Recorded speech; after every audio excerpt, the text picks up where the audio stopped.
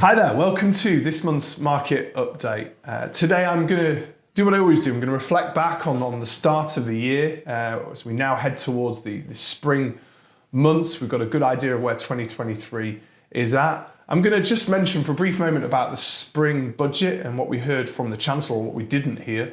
And then I'll try and give you an idea of where I think the market is heading over the next period. Before I do that, hit the subscribe button. It really does make a difference to us. Subscriber numbers are on the up, and turn on the bell notifications so you'll find out when we film one of these. And as I always ask, if you like what I'm talking about, or even if you just feel sorry for me, please hit the like button. It really does help us out.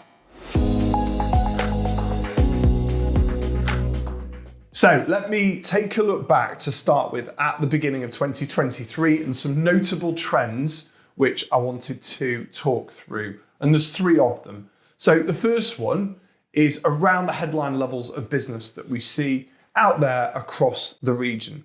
In terms of the number of new instructions, in terms of the number of new sales agreed, we have, as I've referred to before, basically returned back to where we were in 2018, 2019, even 2017 in terms of the numbers. So we have arrived back in a normal market, or as normal as I think you could probably call it. Of course, all of the noise and all of that extra activity through the post-pandemic boom period is done. We've spoken about that as well before. And where the levels are at now is something that we can absolutely work with. There is nothing wrong with the business levels that we're seeing out there at the moment. In terms of prices, so we know the back end of 2022 was very challenging, and we've seen that now running through the Land Registry House Price Index, which is actually the gospel of price indexes. There's lots and lots of different metrics out there, but this is the one you've got to look at. We've got the reports from November and December. They showed that the market fell off by 0.5% in terms of the average house price across the UK. So not that much. The one for January's figures is due out just in a matter of days. And I suspect that that will say there was a further fall in January. All in all, probably looking at about a 1.5% fall off in prices since their peak through last year.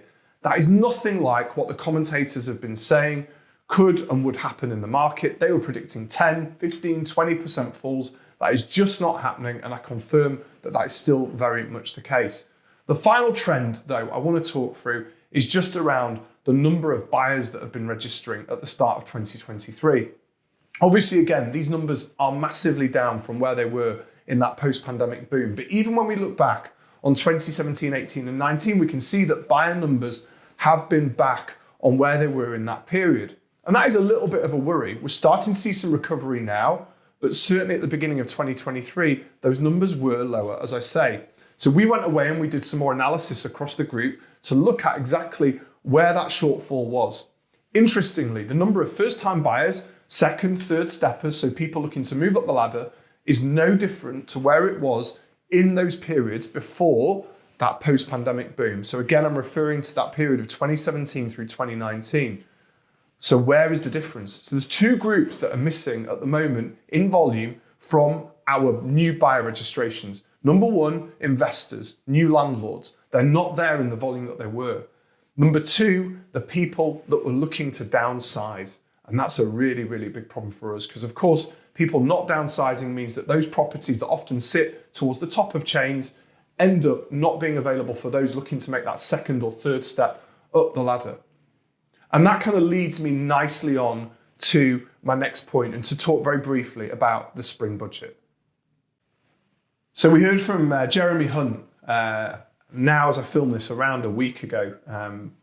He really, really did, I think, miss a big opportunity in these two key areas that I was just referring to. So firstly, let me talk about landlords.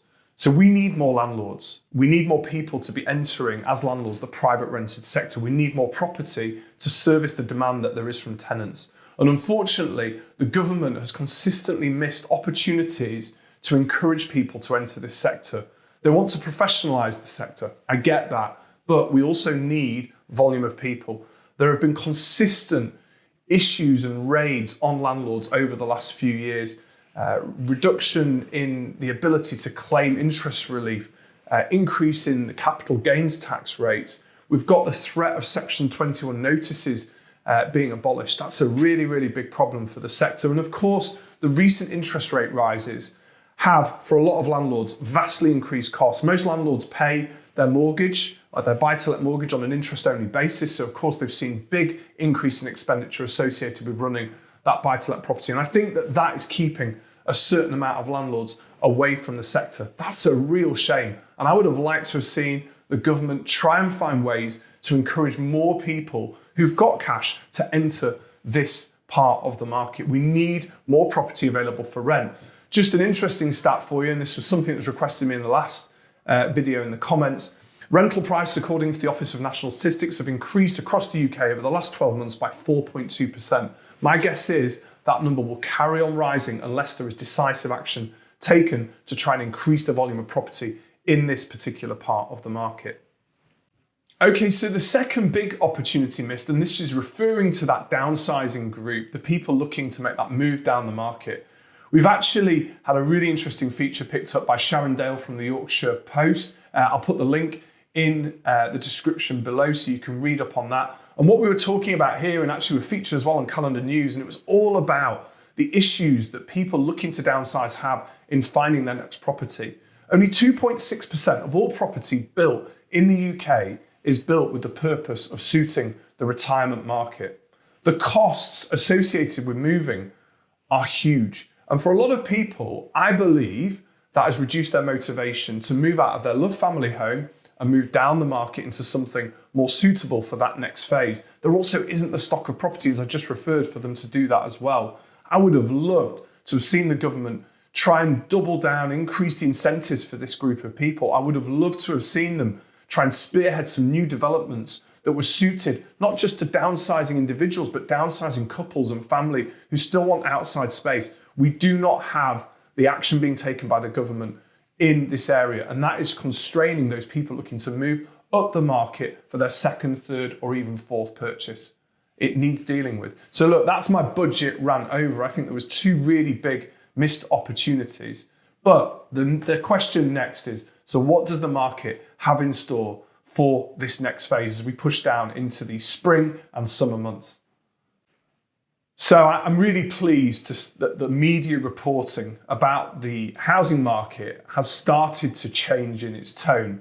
I read one the other day from the Times, which is always a good barometer of cautious signs of recovery in the market. That's a big shift from where we were a few months ago, with people predicting huge drops, as I've already said earlier in this video, in prices, in activity. It's just not come to fruition. And I think there's a couple of reasons for that. I talked to you today, just as we're likely to hear about another interest rate rise. But the reality of where interest rates are at is that we're still in a position where lenders are being competitive with each other. Fixed rate mortgages are actually available as long as you've got a decent deposit under the headline rate of interest. And that's why it's so important to go and actually speak to someone about a mortgage. What you read in the news isn't always the reality of what you see. And people can still go and borrow. There's plenty of liquidity available in that market for people that want to make that next move. Yes, your mortgage is likely to cost you a bit more, but still for a lot of people more than affordable. So that problem doesn't exist, and long may that continue, because that can become a really big issue for us. And the second thing, which I think, and I've mentioned this in so many videos previously, that allows the market to continue doing what it's doing, is the fact that we still have a relatively constrained supply of property available. Yes, the available stock has doubled since that period in that post-pandemic boom. We were running at a very, very low level of available property. We're back to where we were in 2017, 2018, and again, 2019 in terms of the amount of property that's available to purchase. So there's a bit more choice, but there's still not enough to satisfy, in certainly a lot of areas, that big swathe of demand that still exists. So what's my expectation for the spring and summer months?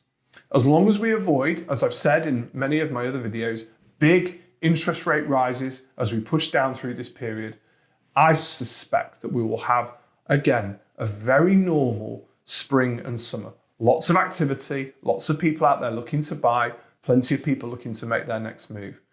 As always, you'll have to stay in touch though with these videos to find out whether I was right or wrong. And I promise I will tell you either way. If you're interested in making your next move in 2023, we're here to help. We've got a team here 8 a.m. till 8 p.m, 7 days a week. We'd love to talk to you always about how we can help you move. Thanks for watching.